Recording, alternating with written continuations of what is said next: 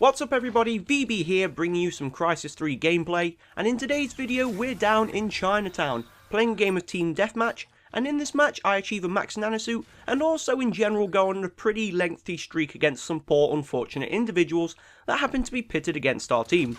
Now I have sped up parts of this video, mainly because there's either no enemies about, or my poor lack of manoeuvrability and coordination meant I kept running into walls and corners. Feel free to laugh at those parts. Now I imagine a lot of you are going, well hang on, if you're doing a video about sniping in Crysis 3, surely it makes sense to bring us a sniper gameplay.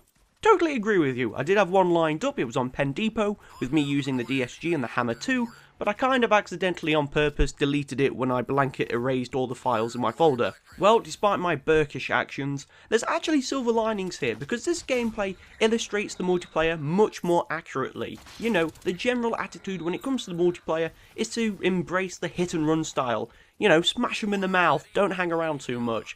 And really, it's that general attitude that brings up the point I want to ask in today's video. Is sniping out of place when it comes to the multiplayer? Now, if you ever do venture into the realm of sniping, there are three weapons that really fit into this category. Now, there's the DSG, the Gauss Sabot gun, and also the Predator bow, and all of them work fine. In single player, that is. Now, when I first got the game, I jumped straight into the campaign, mainly because I wanted to get the story done and dusted, you know, close up what was left over from Crysis 2, and also, the way I see it, it's kind of like an extended tutorial, except plot driven. So you get a chance to access some of the weapons where if you're in the multiplayer, you'd have to wait until the later levels to actually access.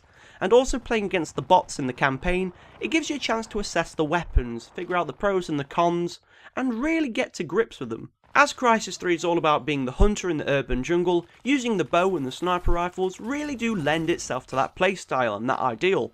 Also, effectively, if you're using the right modules, you could go through the whole campaign in stealth, using only suppressed sniper rifles to pick off enemies from a long distance with a headshot, or if you're using the bow you can impale enemies on the wall, and then they start doing this weird little futuristic jive as they're twitching out, so pretty fun at times. Overall in the single player, it's a pretty rewarding experience, you know, you actually feel like you're being tactical and stealthy, and there's no greater feeling than being able to wipe out a whole squad of enemies, with one guy left going, hang on, where did everyone go? So, it's pretty damn good. However, it doesn't transition that well when it comes to the multiplayer, and there's one simple reason for that. It's Anti-Crysis. Now, like I mentioned before, the multiplayer is really focused on the hit and run gameplay style, and really if you need any more evidence, have a look at some of the weapons that are used most often online. You got things like the Typhoon, the Feline, shotguns, even assault rifles to a certain degree, and also modules complement that playstyle such as manoeuvrability, point fire enhance, also retriever that allows automatic collection of dog tags once you've killed an enemy.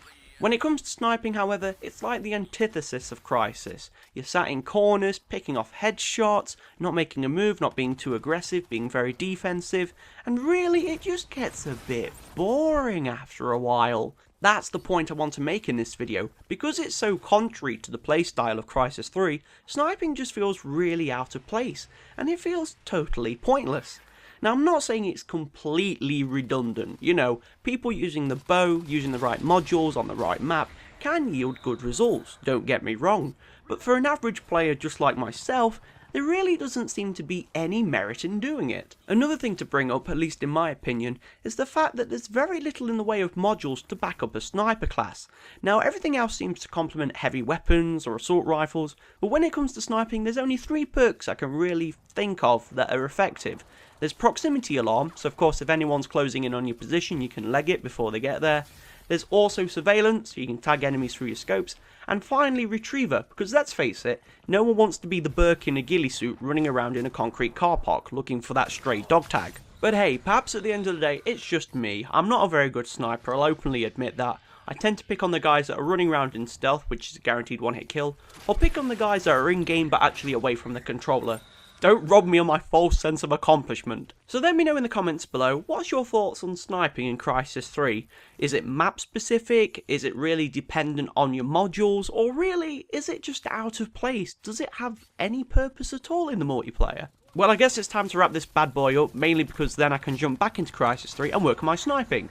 which in reality means I'm going to be chasing people down with my hammer too, because it is a friggin' beast when it gets going. Thanks for watching everybody, much appreciated. I hope you enjoyed the gameplay and the commentary. Don't forget to rate, comment and subscribe. Plenty more Crysis 3 videos coming out on my channel in the future. Speaking of which, I will see you in the next one. Take care of yourselves. Toasty!